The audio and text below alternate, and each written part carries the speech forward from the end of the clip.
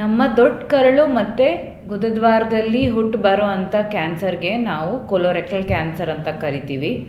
ಇದು ಸಾಮಾನ್ಯವಾಗಿ ಸಣ್ಣ ಗೆಡ್ಡೆ ಥರ ಬೆಳ್ಕೋಬೋದು, ಅಥವಾ ಆ ಟ್ಯೂಬ್ ಏನಿದೆ ನಮ್ಮದು ಪೈಪ್, ಕೊಲೋರೆಕ್ಟಲ್ ಗುದದ್ವಾರದ ಪೈಪ್ ಏನಿದೆ ಆ ಗೋಡೆ ದಪ್ಪ ಆಗಿ ಈ ಥರ ಕ್ಯಾನ್ಸರ್ ಥರ ಕಾಣಿಸ್ಕೋಬೋದು.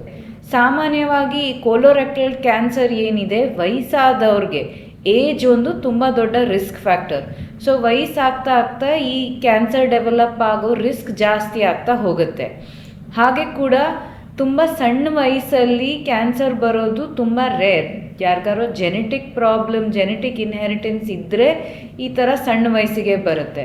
ಬಟ್ ಇವಾಗ ಎಲ್ಲದರಲ್ಲೂ ನಮ್ಮ ಫುಡ್ ಇರಲಿ, ಏರ್ ಇರಲಿ, ವಾಟರ್ ಇರಲಿ, ತುಂಬ ಅಡಲ್ಟ್ರೇಷನ್ ಇರೋದ್ರಿಂದ ನಾವು ತುಂಬ ಸಣ್ಣ ವಯಸ್ಸು, ಲೇಟ್ 20s, ಲೇಟ್ 30sಲ್ಲೂ ಕೂಡ ಕ್ಯಾನ್ಸರ್ ಡೆವಲಪ್ ಆಗೋ ಸಾಧ್ಯತೆ ನೋಡ್ತಾ ಇದ್ದೀವಿ. ಜೆನೆಟಿಕ್ ಏನು ಇಲ್ಲದೇ ಇದ್ರೂ ಬೇಗ ವಯಸ್ಸಲ್ಲಿ ಶುರು ಆಗ್ತಾ ಇದೆ.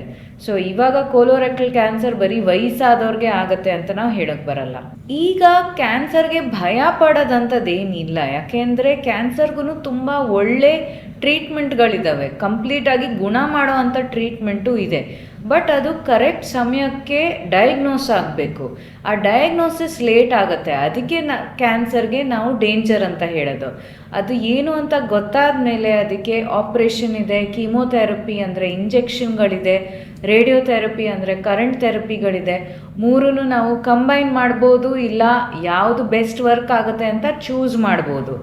ಬಟ್ ಯಾಕೆ ಕ್ಯಾನ್ಸರ್ ಡೇಂಜರಸ್ ಅಂತ ಅಂದರೆ ಅದು ಗುರ್ತೇ ಸಿಗಲ್ಲ. ಅದು ಕ್ಯಾನ್ಸರ್ ಅಂತ ನಾವು ಡಿಟೆಕ್ಟ್ ಮಾಡೋ ತನಕ ಅದು ಒಳಗಡೆ ಬೆಳೀತಾ ಹೋಗುತ್ತೆ ಮತ್ತು ಒಳಗಡೆ ಹರಡ್ತಾ ಹೋಗುತ್ತೆ.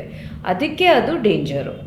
ಅದು ಯಾವುದು ಒಂದು ಲಕ್ಷಣ ಅಂತ ನಾವು ಹೇಳಕ್ಕೆ ಬರಲ್ಲ. ಈ ಥರ ಇದ್ದರೆ ನಿಮಗೆ ಕ್ಯಾನ್ಸರೇ ಇರುತ್ತೆ, ಈ ಥರ ಇಲ್ಲದೇ ಇದ್ದರೆ ನಿಮಗೆ ಕ್ಯಾನ್ಸರ್ ಇಲ್ಲ ಅಂತ. ಅದಕ್ಕೆ ಕ್ಯಾನ್ಸರಿಗೆ ಗುರ್ತು ಸಿಗೋದು ತುಂಬ ಕಷ್ಟ. ಈಗ ಬ್ಲೀಡಿಂಗ್ ಇರಲಿ, ಕೆಳಗಡೆ ಗುಳ್ಳೆ ಇರಲಿ, ಒಳಗಡೆಯಿಂದ ಮಾಂಸ ಹೊರಗೆ ಬರೋದು, ಕೆಲವರಿಗೆ ಕಾನ್ಸ್ಟಿಪೇಷನ್ ಆಗುತ್ತೆ, ಮಲಬದ್ಧತೆ ಆಗುತ್ತೆ, ಕೆಲವ್ರಿಗೆ ಲೂಸ್ ಮೋಷನ್ ಆಗುತ್ತೆ. ಇವೆಲ್ಲನೂ ಕೂಡ ನಾವು ಪೈಲ್ಸಲ್ಲೂ ನೋಡ್ತೀವಿ, ಕ್ಯಾನ್ಸರಲ್ಲೂ ನೋಡ್ತೀವಿ. ಕೆಲವು ರಿಸ್ಕ್ ಫ್ಯಾಕ್ಟರ್ಸ್ ಅಂದರೆ ನಾವು ತುಂಬ ಸಂದೇಹ ಪಡಬೇಕಾಗತ್ತೆ. ಯಾವಾಗಂದರೆ ವಯಸ್ಸಾಗಿರೋ ಪೇಷಂಟು, ತುಂಬ 50 ವರ್ಷ ಮೇಲ್ ಪೇಷಂಟ್ ಅಂದರೆ ನಾವು ಯಾವಾಗಲೂ ಕ್ಯಾನ್ಸರ್ ಸಂದೇಹ ಇಟ್ಕೋಬೇಕು. ಬ್ಲೀಡಿಂಗ್ ಆಗ್ತಾ ಇರೋ ಪೇಷಂಟು, ನೋವೇ ಇಲ್ಲ ಬ್ಲೀಡಿಂಗ್ ಆಗ್ತಾ ಇದೆ ಅಂದರೆ ನಾವು ಸಂದೇಹ ಇಟ್ಕೋಬೇಕು.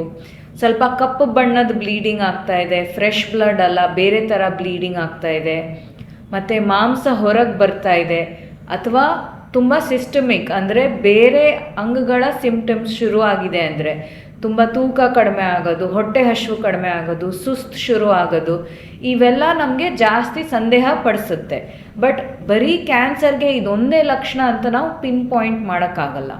ಸೊ ಯಾರಿಗೆ ಫ್ಯಾಮಿಲಿ ಹಿಸ್ಟ್ರಿ ಇರತ್ತೋ, ಅಂದರೆ ನಿಮಗೆ ತಂದೆ ತಾಯಿಗೆ, ಅಕ್ಕ ತಂಗಿ, ಅಣ್ಣ ತಮ್ಮ, ಫಸ್ಟ್ ಡಿಗ್ರಿ ರಿಲೇಟಿವ್ಗೆ ಯಾರಿಗಾರೋ ಆಲ್ರೆಡಿ ಕ್ಯಾನ್ಸರ್ ಆಗಿದ್ದರೆ, ಅಂದರೆ ಜೆನೆಟಿಕ್ ಟೆಂಡೆನ್ಸಿ ಇದೆ ಅಂತ ಅಂದರೆ ಅವ್ರಿಗೆ ನಾವು ಸ್ಕ್ರೀನಿಂಗ್ ಅಂತ ಮಾಡ್ತೀವಿ. ಸೊ ಅವ್ರಿಗೆ ಯಾವ ವಯಸ್ಸಲ್ಲಿ ಕ್ಯಾನ್ಸರ್ ಆಗಿತ್ತು, ಸಪೋಸ್ ಅವ್ರಿಗೆ 40 ವರ್ಷದಲ್ಲೇ ಕ್ಯಾನ್ಸರ್ ಗೊತ್ತಾಗಿತ್ತು ಅಂತ ಅಂದರೆ ನಾವು ಬೇರೆ ಪೇಷಂಟ್ಸ್ಗೆ 30 ವರ್ಷದಿಂದಾನೇ ಶುರು ಮಾಡ್ತೀವಿ. ಅವ್ರಿಗೇನು ಲಕ್ಷಣ ಇಲ್ಲದೇ ಇದ್ರೂ ಅವ್ರಿಗೆ ಚೆಕ್ ಮಾಡ್ತೀವಿ, ಕೊಲೊನೋಸ್ಕೋಪಿ ಮಾಡಿ ಒಳಗಡೆ ಚೆಕ್ ಮಾಡ್ತೀವಿ. ಇದನ್ನು ನಾವು ಸ್ಕ್ರೀನಿಂಗ್ ಅಂತ ಕರಿತೀವಿ. ಸೊ ಈ ಥರ ಫ್ಯಾಮಿಲಿ ಹಿಸ್ಟ್ರಿ ಇರೋರಿಗೆ ತುಂಬ ಬೇಗ ಸ್ಟಾರ್ಟ್ ಮಾಡ್ತೀವಿ. ರೆಗ್ಯುಲರ್ ಪಾಪ್ಯುಲೇಷನ್ಗೆ 50 ವರ್ಷದಲ್ಲಿ ಸ್ಟಾರ್ಟ್ ಮಾಡ್ತೀವಿ.